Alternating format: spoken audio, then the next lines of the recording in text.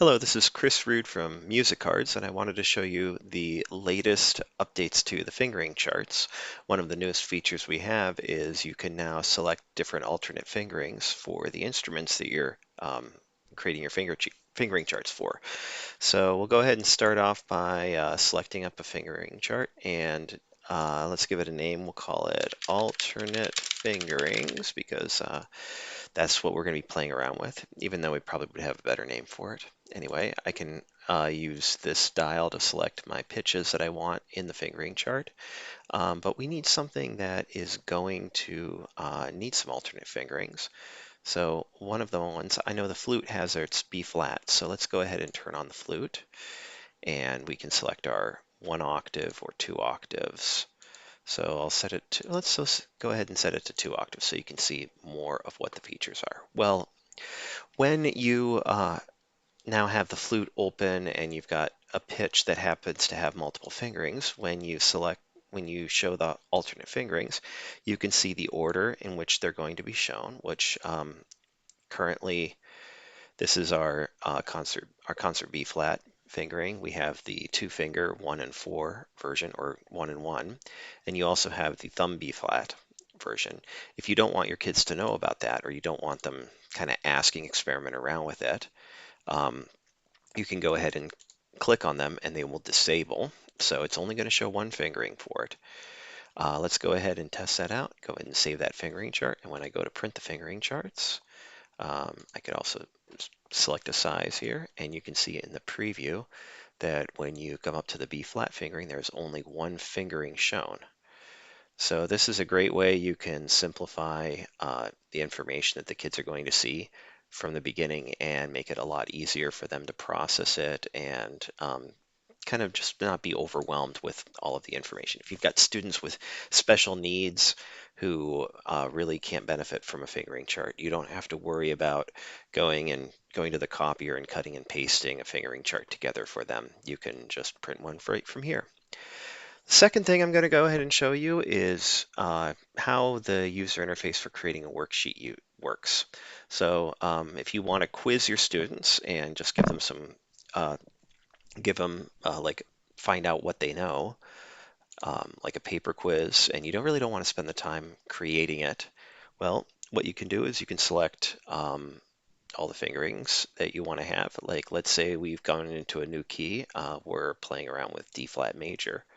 So I go ahead and select the pitches for that, and I can select how many octaves I want to use. And then we can turn on instruments for it. And let's go ahead and flute, clarinet, alto saxophone, tenor saxophone, trumpet, trombone, and tuba. Okay, so this is our D flat major quiz. Now if I print the worksheets here, you can see I can print however many copies. I can select if I want more or less copies. And then when I go to print, let's take a look at the preview that comes out.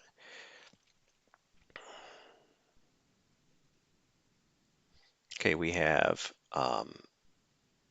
different pitches from E flat major, or D flat major, I'm sorry. And you can even take a look when you get to the alto saxophone part. You can see that it's transposed those pitches, so you can just select one concert pitch that your band's going to need to know, and it's going to make relevant information for you.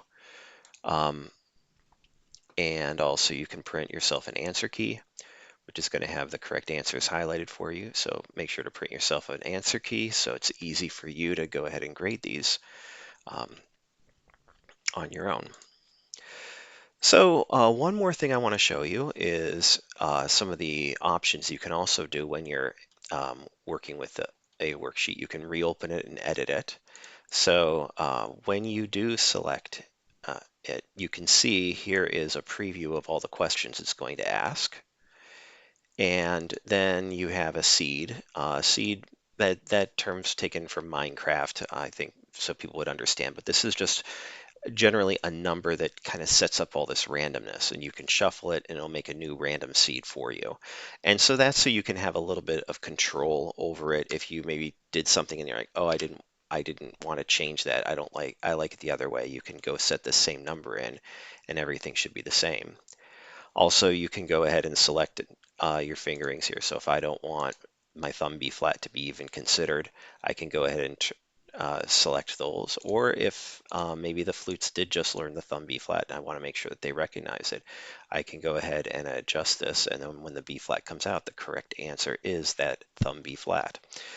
So it really is up to you how you want to go ahead and use this, but I hope it is really beneficial for you. Also, if you notice one thing right now, well, with both of these are on, it's always going to take the left option right now. So if I reorder these, you can see now the B flat is using the thumb B flat. But if I reorder them in with the two finger B flat on the left, it's going to ask questions with that as the answer. Um, so there's going to be some more adjustments to this, and if you have any suggestions on how to work with this tool um, and how it could be beneficial for you, please definitely let me know. All right, I hope you have a great day and hope you enjoy using these tools. Stay tuned for when the dashboard gets opened up.